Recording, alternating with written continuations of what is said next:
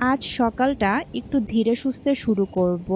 আমি না সারাদিন পানি খেতে একদমই ভুলে যাই, কিন্তু এই পানির পটটাতে পানি রাখলে আমার পানি খাওয়ার কথা বারবার মনে পড়ে। তাই চেষ্টা করি পানিটা ভরে রাখার জন্য। ডিম রাখার জন্য একটা অর্গানাইজার অর্ডার করেছিলাম। এই অর্গানাইজারটাতে দুইটা ড্রয়ার দেওয়া আছে।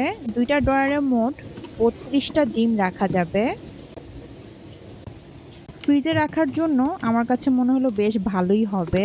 যেহেতু আমার রেগুলার বেকিং করা হয়, তাই আমার ডিমের পরিমাণটা একটু বেশিই আনা হয়। তাই অর্গানাইজারটা নিয়েই নিয়েছিলাম।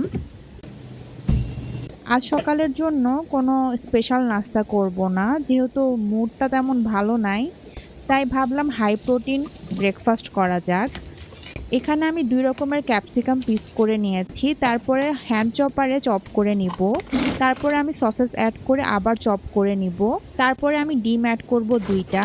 যদি পারেন এখানে সসেস না দিয়ে চিকেন ইউজ করতে পারেন, তাহলে আরো ভালো হবে। একটা ওভেন প্রুফ বাটিতে নিয়ে লবণ আর মরিচ গুঁড়া দিয়ে দিব, আর দিব সাথে সামান্য গোলমরিচ গুঁড়া।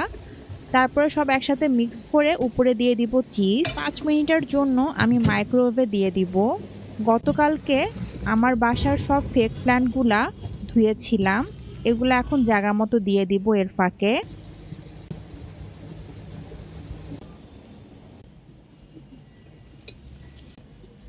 এদিকে ডিমটা হয়ে গিয়েছে।